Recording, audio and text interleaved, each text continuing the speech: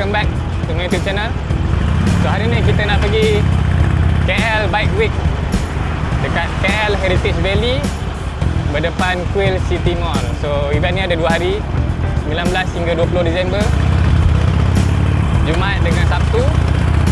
So dekat situ ada club gathering, ada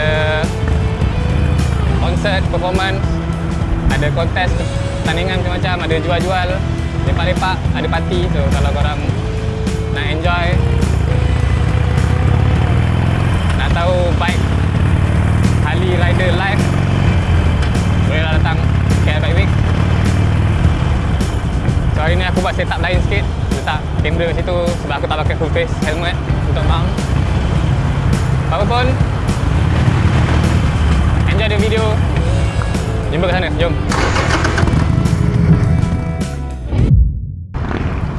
Okay guys, dah sampai. So kat sini kalau korang bawa Harley Davidson, boleh masuk dalam, parking kat dalam.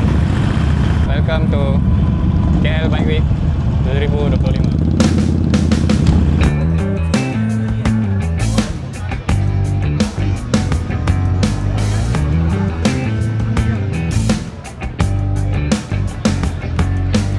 Okay, so kita pun dah masuk dalam. Dah start ramai orang. Event ni start pukul 2.30. So kalau korang tengok,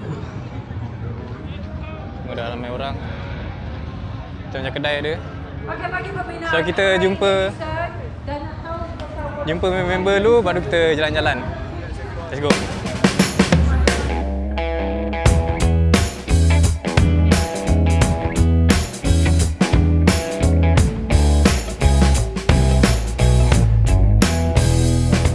Hujan pula. Time event hujan.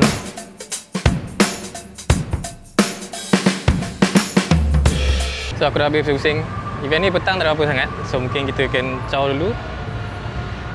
Malam petang balik. Tapi kalau korang nak beli barang, banyak kat sini ada jual. So aku pun dah lapar. Mana nak makan kat sini? Kita pergi tempat lain. Nanti datang balik. Jom. Belanja sikit, bunyi motor macam mana. Bunyi yang tak seberapa.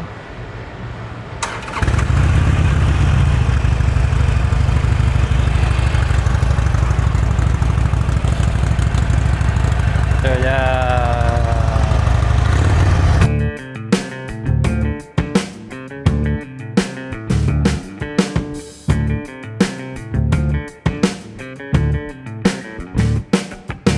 Okay guys, so event ni malam ramai gila orang. So kalau korang datanglah malam sebab ada konsert. Semua motorcycle club pun dah sampai. So memang ramai orang. Jom.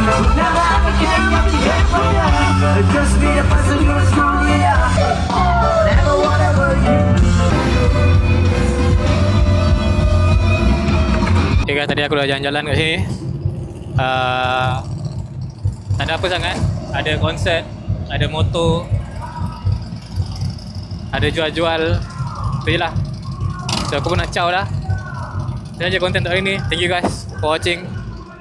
Kita jumpa dekat KL Bike Week next year.